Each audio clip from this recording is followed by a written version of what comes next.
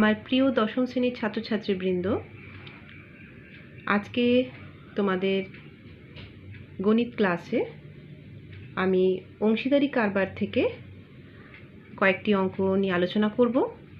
তোমাদের আগের ক্লাসে আমি 1, 2, 3, 4 এই 4টে অঙ্ক করে পাঠিয়ে দিয়েছিলাম। আশা করি প্রত্যেকে অঙ্কগুলো বুঝতে পেরেছো এবং নির্দিষ্ট খাতাতে তুলে ফেলেছো। আজকে প্রথমেই আমি যে অঙ্কটা নিয়ে আলোচনা করব সেটা হচ্ছে 5 দাগের অঙ্কটা।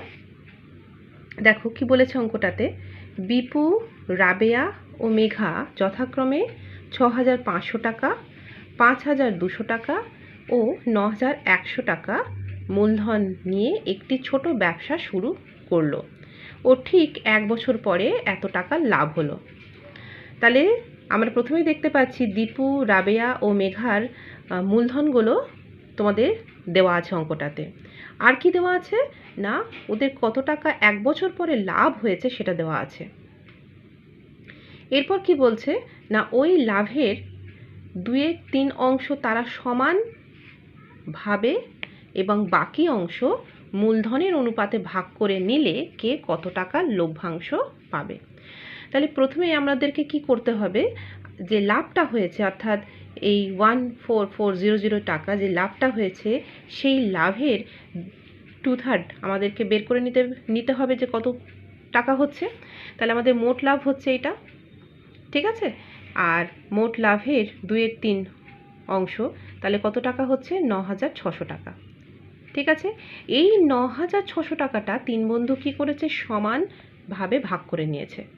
তাহলে সমানভাবে যদি ভাগ করে যদি নেয় তাহলে কি পাবো আমরা, এখান থেকে দেখতে পাচ্ছি, দেখো প্রত্যেকে তাহলে কত টাকা করে পাবে, 9,600 টাকাকে যদি 3 দিয়ে যদি ভাগ করি তাহলে পাওয়া যায় 3,200 টাকা। তাহলে প্রত্যেকে 3,200 টাকা করে পাবে।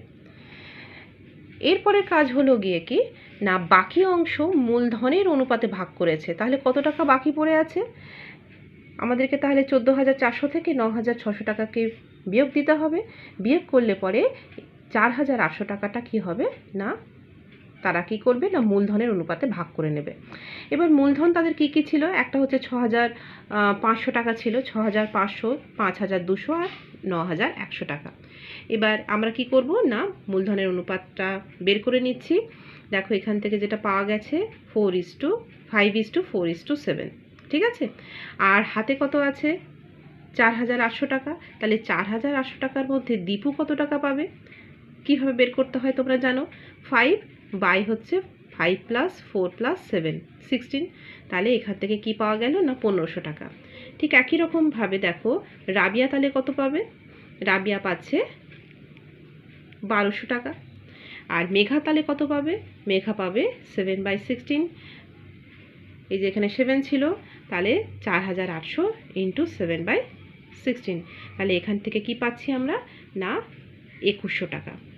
তাহলে দেখো মূলধন অনুপাতে যখন আমরা ভাগ করেছি দীপু, রাবে এবং মেঘার টাকাটা, তখন দেখা যাচ্ছে তারা পাচ্ছে 1,500, 1,200 এবং 2,100 টাকা এই হিসাবে পেলো। কিন্তু আগে প্রত্যেকে কত টাকা করে পেয়েছে, আগে প্রত্যেকে পেয়েছে যে টাকার পরিমাণ সেটা হচ্ছে কত না 3,200 টাকা করে।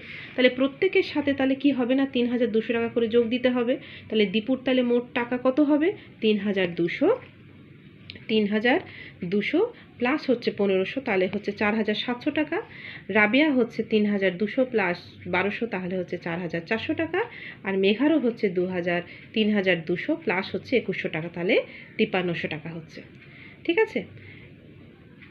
এবার তোমরা অঙ্কটা নিজেরা গুছিয়ে লিখে করবে নিজেদের খাতাতে, হ্যাঁ। আর উত্তরটা সুন্দর করে প্রত্যেকে লিখে ফেলবে। আশা করি প্রত্যেকে অঙ্কটা বুঝতে পেরেছো।